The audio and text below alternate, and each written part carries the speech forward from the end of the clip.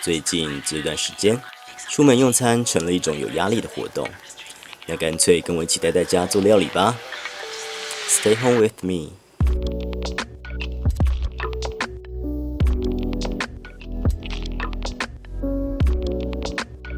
这次的美味简单做是与糕食寤合作。糕食寤是经营25年的素食老店，坚持纯米纯手工制作。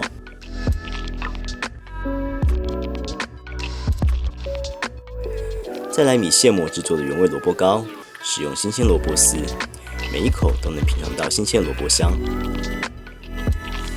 而港式萝卜糕选用台湾冬菇，除了萝卜的清新香气外，冬菇的浓郁风味也十分让人惊艳。